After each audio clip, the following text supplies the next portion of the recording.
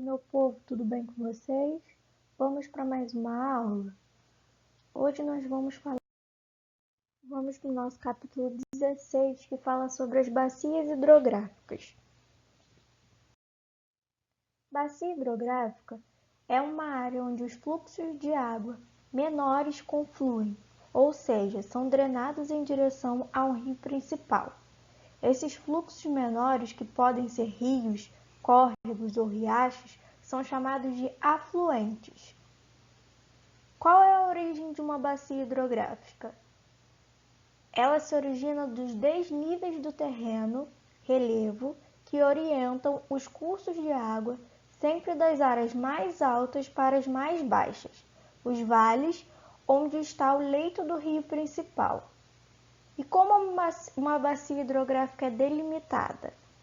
Ela é delimitada por divisores de água, ou seja, as partes mais altas do relevo que limitaram o escoamento das águas. Em outras palavras, quando há uma nascente formando um rio ou quando ocorrem chuvas ou derretimento de gelo. Essas águas correm das partes mais altas do relevo até as partes mais baixas, nas quais se encontra o rio principal. São os divisores de água que separam uma bacia hidrográfica de outra. O que é uma foz? É o local onde o rio deságua em outro curso ou corpo d'água, como os oceanos, lagos, lagoas, mares ou outro rio, ou seja, um ponto onde o rio termina.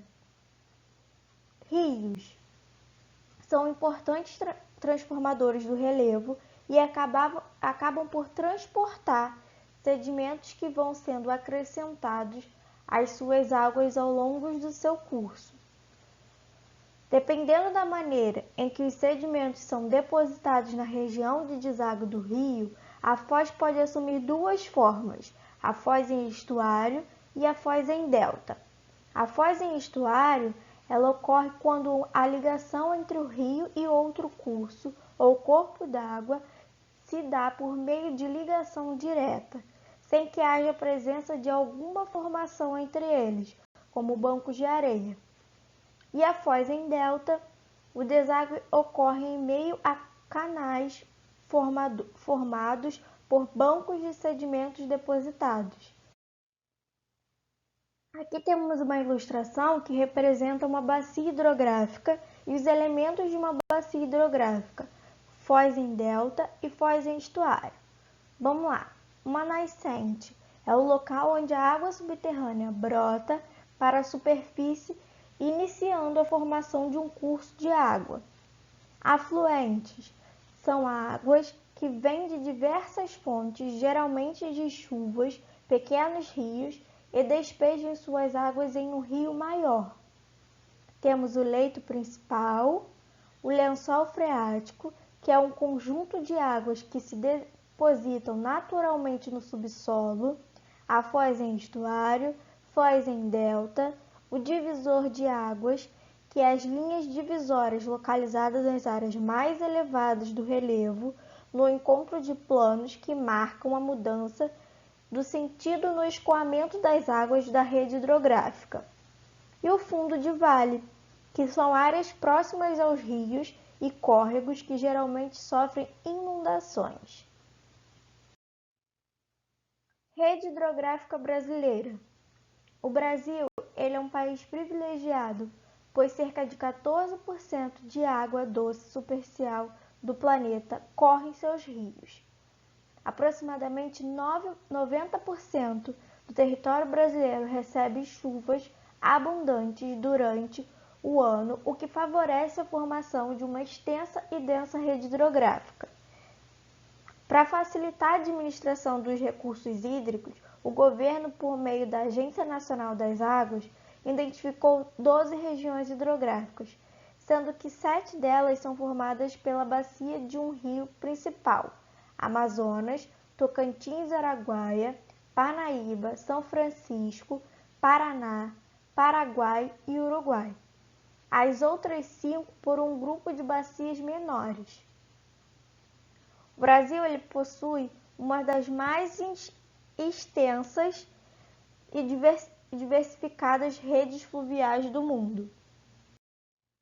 Aí temos algumas regiões hidrográficas do Brasil: Amazônica, Tocantins, Araguaia, Atlântico Nordeste Ocidental, Parnaíba, Atlântico Nordeste Oriental, São Francisco, Atlântico Leste, Atlântico Sudeste, Paraná, Paraguai, Uruguai e Atlântico Sul. As bacias hidrográficas, ou ainda as regiões hidrográficas, podem ser divididas em subbacias, que têm como rio principal um afluente da bacia principal, e microbacias, que têm como rio principal um afluente da subbacia. Um exemplo para melhor entendimento é a bacia hidrográfica do Rio Paraná. Dentro dela está a subbacia do Rio Iguaçu, e dentro dessa subbacia, por sua vez, há uma microbacia do Rio Chopin. As principais bacias hidrográficas brasileiras. A Bacia Hidrográfica Amazônica. A Bacia Hidrográfica do Rio Amazônia é a mais extensa rede hidrográfica do globo terrestre, ocupando uma área superior de 7 milhões de quilômetros quadrados, desde suas nascentes nos Andes peruanos até sua foz no Oceano Atlântico, na região norte do Brasil. Essa bacia continental ela se estende sobre vários países da América do Sul, que são Peru, Bolívia, Colômbia, Equador, Venezuela, Guiana e Brasil. Este detém cerca de 60% do total da área da bacia. Ela corresponde a 42% da área do país e possui a quantidade de água 3 vezes maior do que outras regiões hidrográficas, inserindo-se em 7 unidades de federação: Acre, Amazonas, Rondônia, Roraima, Amapá, Pará e Mato Grosso. Temos o mapa mostrando a região da bacia hidrográfica. Bacia Hidrográfica Tocantins-Araguaia. Apresenta importância no contexto nacional, pois se caracteriza pela expansão do cultivo de grãos e pelo grande potencial hidroenergético. Ocupa uma área que corresponde a 10,8% do território nacional e abrange os estados de Goiás, Tocantins, Pará, Maranhão, Mato Grosso e Distrito Federal. O rio Tocantins ele nasce no Planalto de Goiás, a cerca de 1.000 metros de altitude, sendo formado pelos rios de Almas e Maranhão. O seu principal afluente é o rio Araguaia, onde se encontra a Ilha do Bananal, a maior ilha fluvial do mundo. A Bacia Hidrográfica do São Francisco tem grande importância para o país, não apenas pelo volume de água transportado em uma região semiárida, mas também pelo potencial hidrelétrico, de aproveitamento de 13% do total brasileiro, e por sua contribuição econômica para a região. A região hidrográfica do São Francisco corresponde a 7,5% da área do país. O Rio São Francisco, que tem cerca de 2.800 quilômetros de extensão, nasce em Minas Gerais, na Serra da Canastra, e segue no sentido sul-norte pela Bahia e Pernambuco. Quando altera o seu curso para o sudeste e chega à sua foz, o Oceano Atlântico entre Alagoas e Sergipe. A região hidrográfica abrange 7 estados brasileiros: Bahia, Minas Gerais, Pernambuco, Alagoas, Sergipe, Goiás e Distrito Federal. A importância dessa bacia é o fato dela percorrer uma parte muito seca e quente do país, o semiárido nordestino, caracterizado pelos períodos críticos de prolongadas secas devido a baixos índices de chuva e altas taxas de evaporação. Por isso, o Rio São Francisco ele desempenha um importante papel nessa região, que corresponde a cerca de 50% da bacia hidrográfica.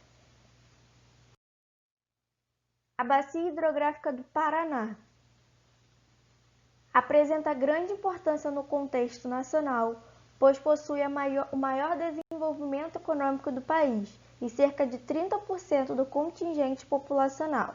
Ocupa uma área que corresponde a 10% do território brasileiro, abrangendo as seguintes unidades federativas: São Paulo, Paraná, Mato Grosso do Sul, Minas Gerais, Goiás, Santa Catarina e Distrito Federal.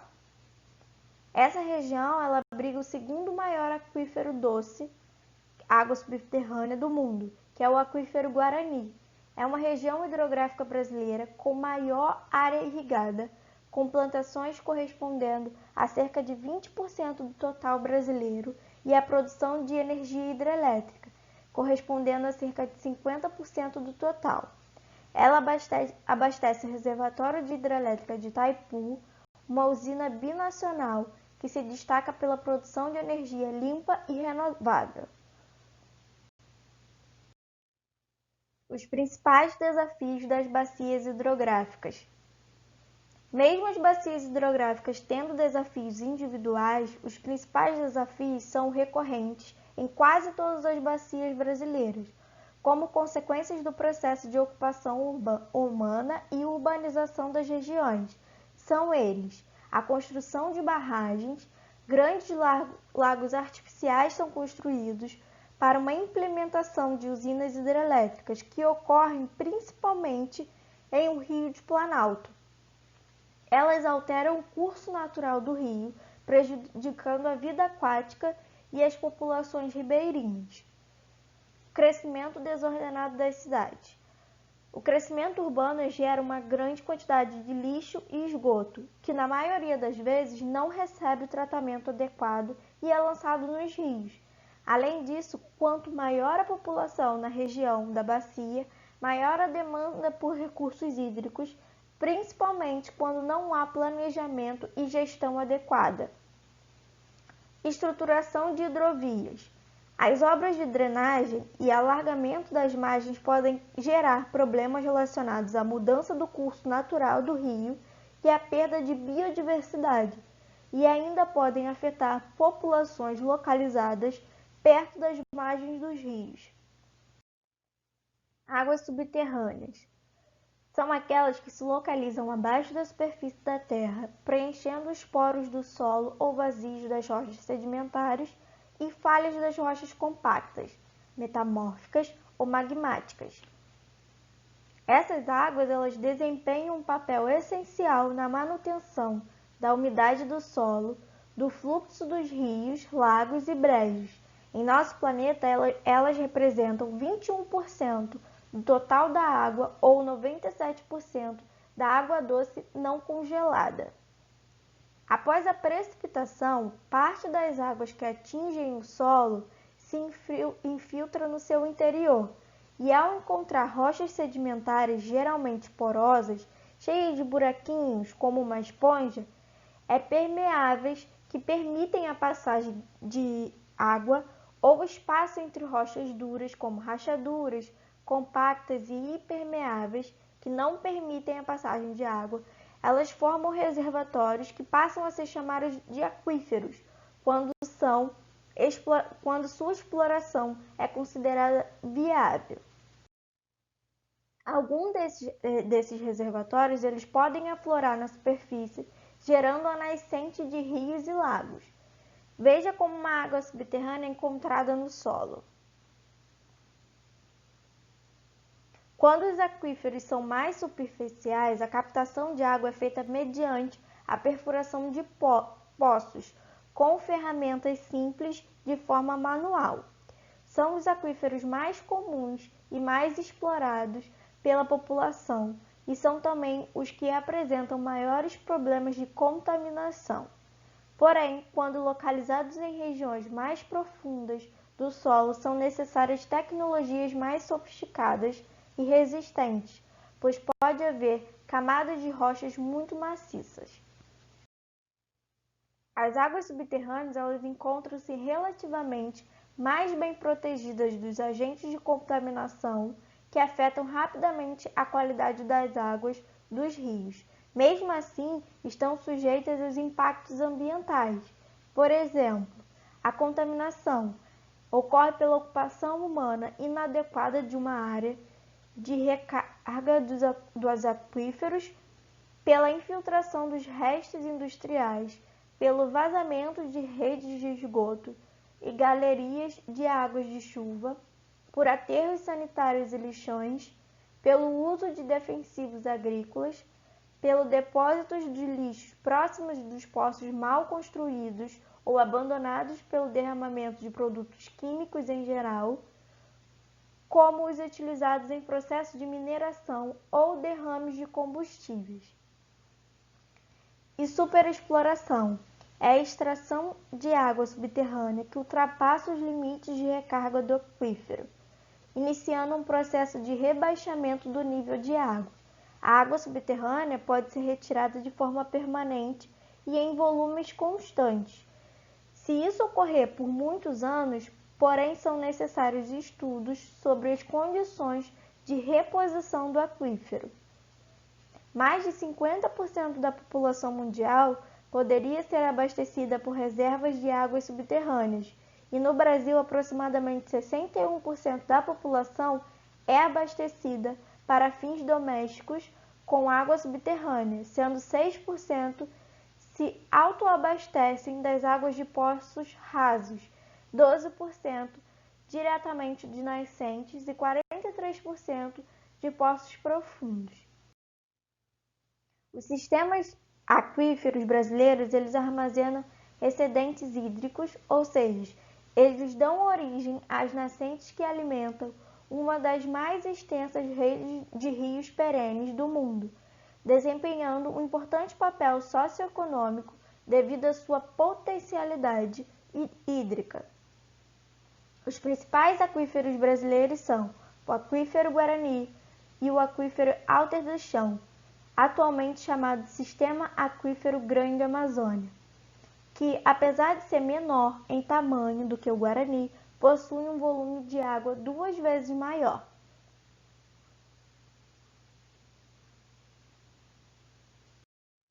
E é isso, meu povo. Dúvida?